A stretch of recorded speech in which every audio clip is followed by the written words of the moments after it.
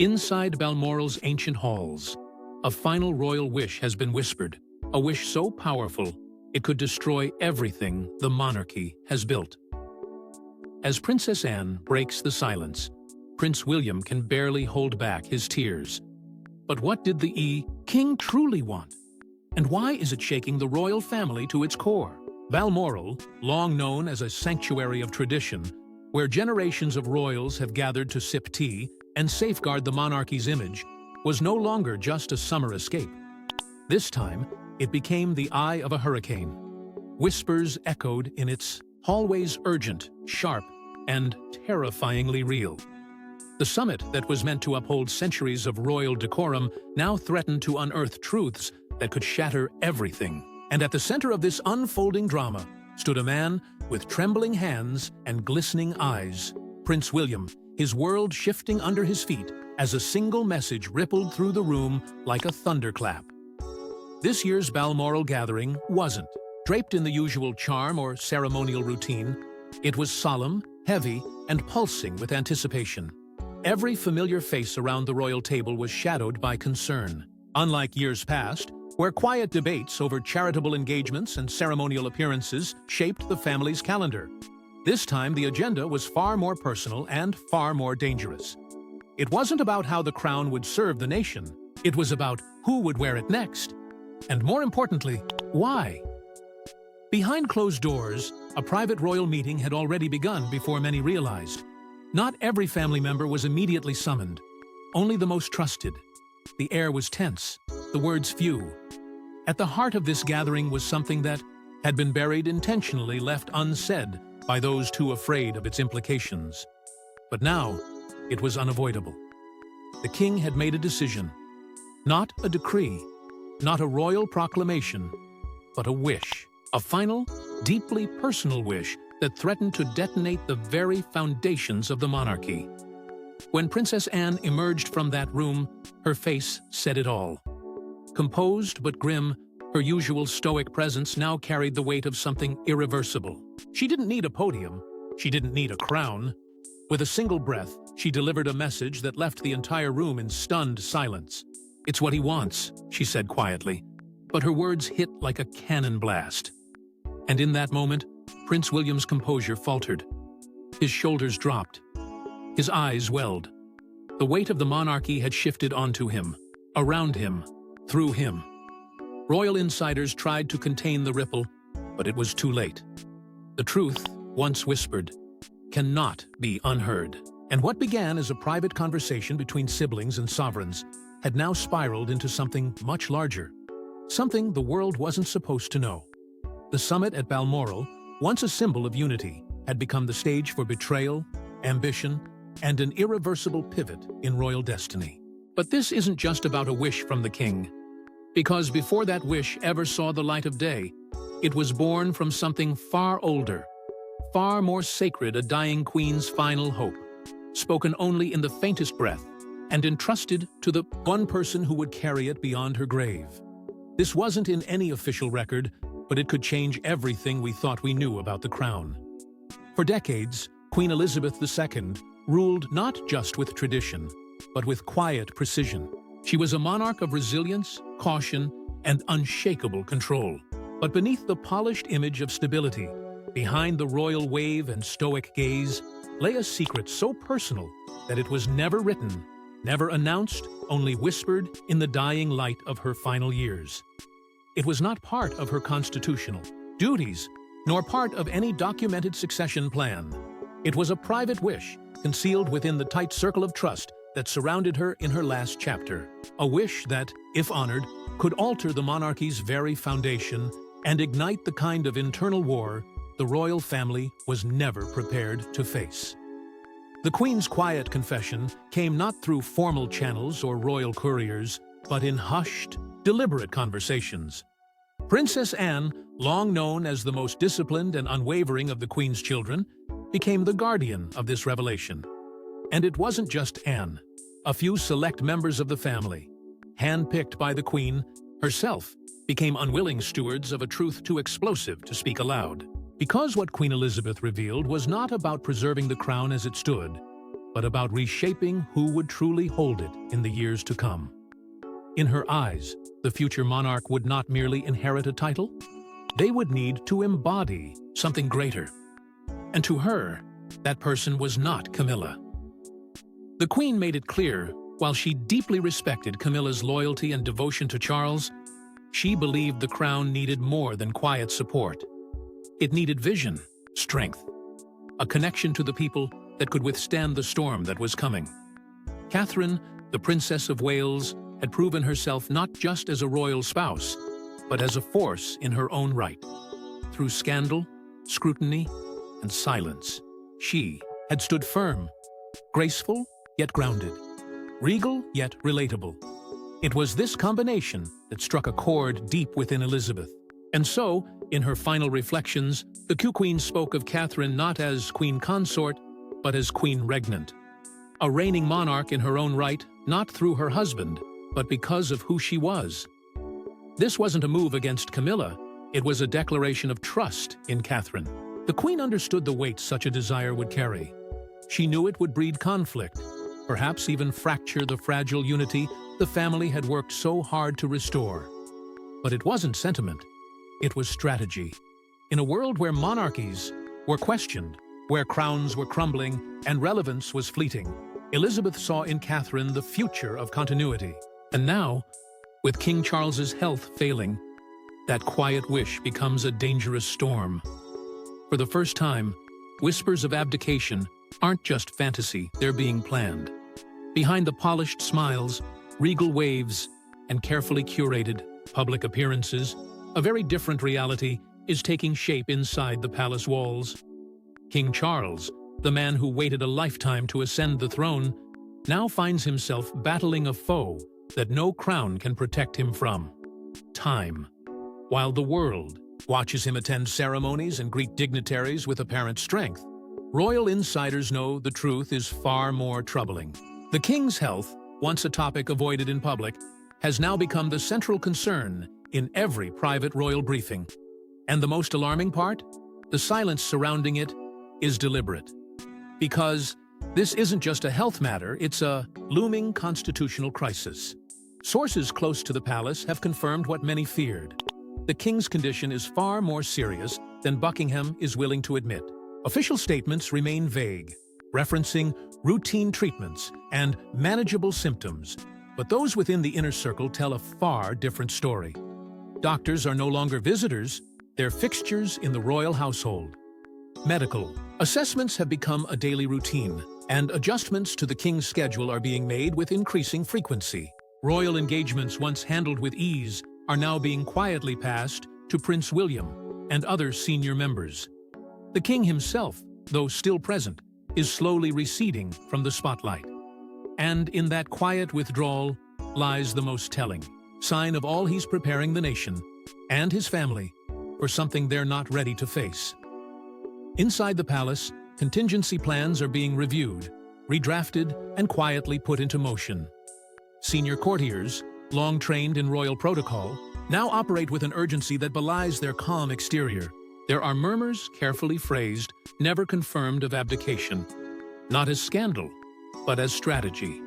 Because for Charles, the question is no longer about duty, it's about legacy.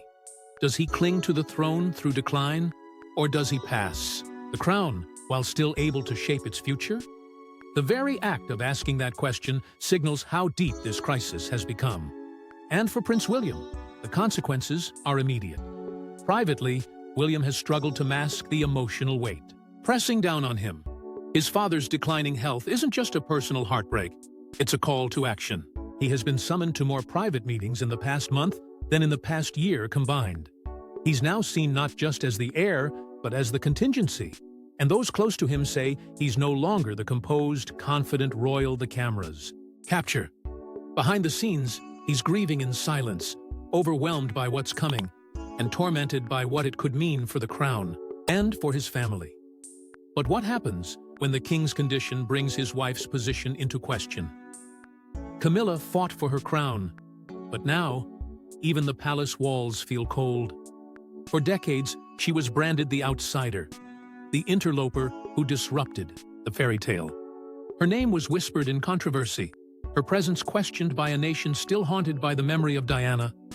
But Camilla endured. Through public scorn, through the icy glares of tradition, she remained by Charles's side, resilient, unwavering, and determined to rewrite the narrative. Slowly, and at great personal cost, she won something that once seemed impossible: the people's reluctant acceptance. And when the day came, and Charles was crowned king, Camilla finally took her place as queen consort, not just by title, but by triumph. Yet now, with a single unspoken wish from a dying monarch, the crown she bled for feels less like a victory and more like a question mark. The shadows in Buckingham whisper differently now. Courtiers who once curtsied without hesitation hesitate. Conversations that once included Camilla now slip by her ears like fog. The Queen's wish that Catherine, not Camilla, be seen as the future monarch has sent ripples through the highest corridors of power. It wasn't a formal command, but it didn't have to be. When Queen Elizabeth speaks from beyond the grave, the monarchy listens. And Camilla, who once fought for a seat at the table, now finds herself watching that same table drift farther out of reach. Her years of effort, her tireless navigation through scandal and protocol, feel like they're being quietly erased. Behind the scenes, the distance between Camilla and other members of the royal family has grown. She no longer attends every private briefing. Her appearances at closed-door meetings have become rare, almost symbolic rather than influential. Some say it's Charles shielding her from the strain. Others say it's the monarchy adjusting to a future that no longer includes her at its center. And then there's Catherine, the new axis, around which everything now seems to spin. Once cordial, their relationship has cooled. Subtle gestures have replaced words. Catherine's rising prominence, once celebrated by Camilla as a sign of royal strength, now feels like a direct challenge. Not through malice, but through momentum. The tension between them is no longer rumor, it's reality. And while neither has spoken a word against the other in public, their silence says more than any headline ever could. For Camilla, the walls that once protected her now echo with unfamiliar tones. She walks the halls not as the future's cornerstone, but as a reminder of the past's compromise. Her role, her title, her place, it all feels temporary now. And in the shadows of those once celebrated halls, one truth rings louder than any: crown. Power in the monarchy is not given, it's taken, earned, and redefined. And while Camilla faces isolation, Catherine rises with unexpected strength. She was chosen in silence, but the world is about to see her shine in power. For years, Catherine stood at Prince William's side as the picture of elegance, quiet strength, and unwavering support. The dutiful wife, the poised mother, the royal who followed the rules, yet managed to soften them with her warmth. But that image, while true, was only a fraction of the full story. Because behind palace doors, where titles mean little and legacies are rewritten in whispers, Catherine was being quietly shaped into something far more than a supportive figure. She was being prepared for power, not borrowed power, but her own. The late Queen Elizabeth saw it before anyone else did. And now, that private confidence is blossoming into undeniable truth. Catherine's rise didn't come from proclamations or bold declarations. It came from consistency. In a world where royal scandal makes headlines and loyalty often fades under pressure, she never faltered. Through the storms of royal rifts, relentless media speculation, and internal unrest, Catherine remained still, not passive, but precise. And that precision earned her more than praise from the public. It earned her the respect of the royal institution itself. No longer viewed merely as the next queen consort, she now moves within the inner circle as someone whose counsel matters. Her presence is not ceremonial, it is strategic. Globally, she's admired for more than her titles. Her calm intelligence, thoughtful diplomacy, and undeniable grace have made her a beacon drawing comparisons to Princess Diana, but with a distinctly different energy. Diana fought the system. Catherine is quietly mastering it. She understands the weight of legacy, the burden of symbolism, and the delicate balance between tradition and evolution. She wears both the past and future without losing herself in either. And while the public applauds her charity work and polished demeanor, few see the steely resolve behind the smile. A resolve Queen Elizabeth recognized early on. The Queen's trust wasn't rooted in sentiment, it was rooted in survival. The monarchy, fragile in its modern form, needed a new kind of leader. Someone the public believed in, someone the family could rally behind, someone who could carry the crown not as a symbol of history, but as a promise for tomorrow. That someone, to Elizabeth, was Catherine. And though the Queen never made that choice official on parchment, her private words carried the weight of law. Now, as whispers turn to planning and speculation turns to inevitability, Catherine is standing taller, not by force, but by design. Behind the scenes, royal aides have been quietly repositioning responsibilities. Catherine is no longer being taught how to support the throne. She's being groomed to sit on it. She moves with a different energy now, confident, composed, and unmistakably prepared. Her rise is not loud, but it is unstoppable. And the monarchy, once teetering under the strain of scandal and division, is now finding its anchor in her presence. Still, one royal has stepped forward to make it all official, and it wasn't who anyone expected. When Princess Anne speaks, the palace listens, and this time the message was seismic. Known for her blunt candor and unwavering sense of duty, Anne has never been one to chase attention. But when she does choose to speak, it cuts through the royal noise like a blade. She's spent a lifetime behind the scenes, committed, loyal, and often underestimated. Yet, at Balmoral, in a moment that stunned even the most seasoned royals, she stepped forward and did what no one else dared. She confirmed the truth. The Queen's final wish, long shielded from public eyes, was no longer a whisper among the walls. It was now a declaration, and it came from the one royal whose voice could never be questioned. As Anne stood in front of the royal family shoulders square, eyes firm, there was no pageantry, no rehearsed lines, only truth. She didn't speak for shock. She spoke for clarity. She revealed that Queen Elizabeth, before her passing, had expressed a deep and personal desire that went beyond protocol and tradition. A desire that Catherine, not just as a consort, but as a monarch in her own right, would one day lead the crown. It wasn't a conversation Anne had taken lightly. It had lived within her like a quiet flame, guarded, waiting for the right moment. And that moment had arrived. Her words, though measured, carried emotional force. She spoke not just as a princess, but as a sister, a daughter, a keeper of legacy. And the room felt it.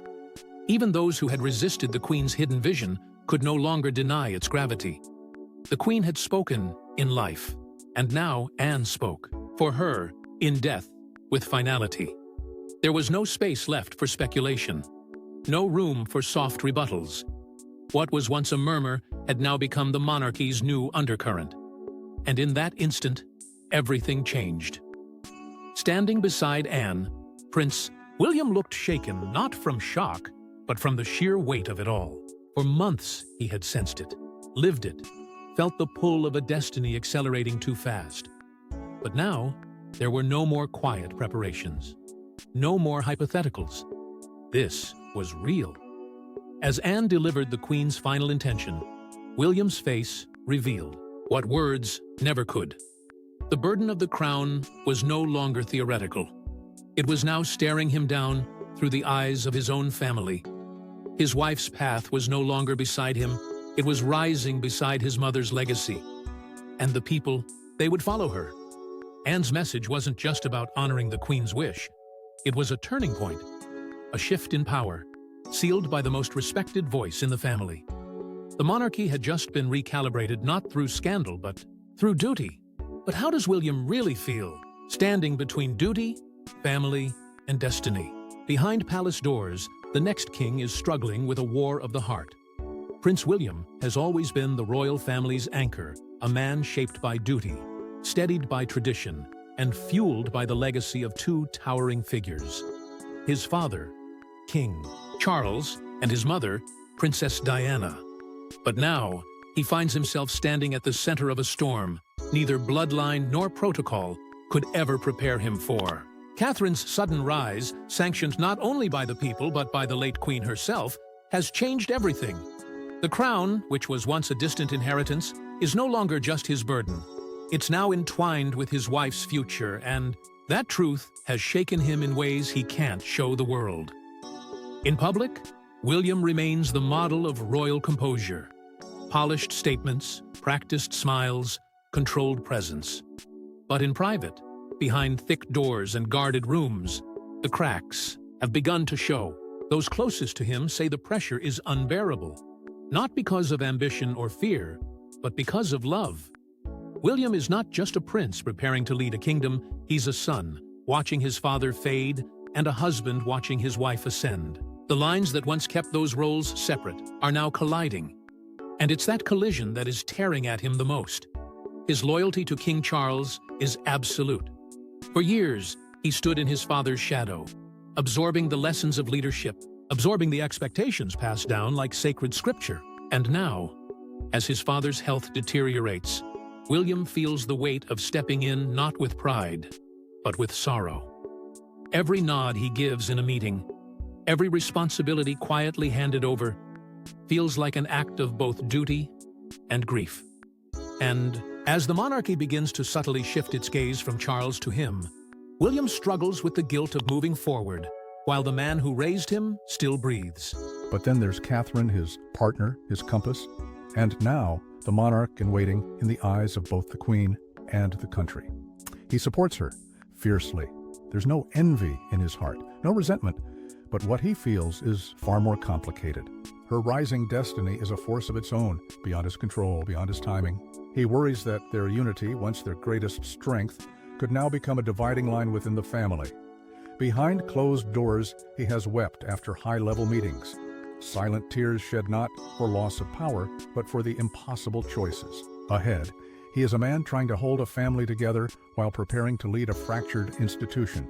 And in doing so, he is realizing something that few heirs ever truly understand. His future is no longer just royal, it's personal.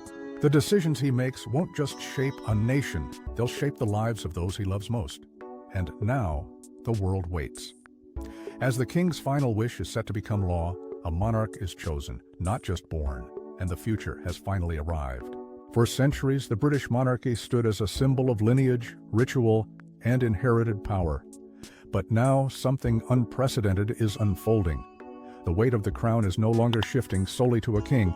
It's finding its way to a woman whose rise was never written in royal law, but carved through grace, resilience, and a nation's love. Catherine, once known simply as the Duchess of Cambridge, has now become the centerpiece of a quiet revolution. The monarchy is not collapsing under modern pressure, it is transforming. And the woman leading that transformation was chosen not by blood alone, but by destiny, design, and the dying wish of the longest reigning sovereign in history. While the world continues to speculate about King Charles's health and Camilla's role, palace insiders are already moving with precision behind the scenes. The Queen's final words, once concealed in whispered confidences, have now become the royal institution's North Star. Her vision wasn't merely an opinion, it was a blueprint. And within those carefully guarded halls, advisors are taking action. Catherine is being brought into meetings few consorts have ever attended. She's being briefed on matters that go beyond charity and ceremony. Quietly, systematically, the monarchy is preparing for a transfer of power that doesn't just pass from father to son, but elevates a woman to stand on her own. Camilla, though still queen consort in name, now finds herself edged into ceremonial margins. The people have spoken. And more importantly, the institution has listened. Public opinion, once a volatile force that shattered royal reputations, now stands firmly behind Catherine. She is seen not as a placeholder beside William, but as a sovereign in her own right. The contrast between her and past royal figures is stark. Where others clung to tradition to maintain power, Catherine embodies the very evolution the monarchy needs to survive. She doesn't resist change, she represents it. And that quiet strength has become her greatest weapon. The monarchy, long accused of being out of touch, is shifting its foundation to stay alive in a world that demands relevance. No longer bound by the rigidity of hereditary expectation, it is bending toward merit, toward public trust, emotional intelligence, and a leader who reflects the values of a new generation. The crown is no longer just a symbol, it's a platform. And Catherine is standing on it with certainty, dignity, and vision. As this new era takes shape, one thing becomes clear. The future isn't about one royal stepping aside, it's about an entire institution redefining itself in real time. The torch is being passed not just to William, but to a queen the people chose before the palace ever did. This is not just a family story, it's a national reckoning, a rebirth of the crown itself. And what happens next could reshape the royal family forever, and the world will be watching. Share your thoughts in the comments section. Don't forget to like and subscribe, and we will see you in the next one.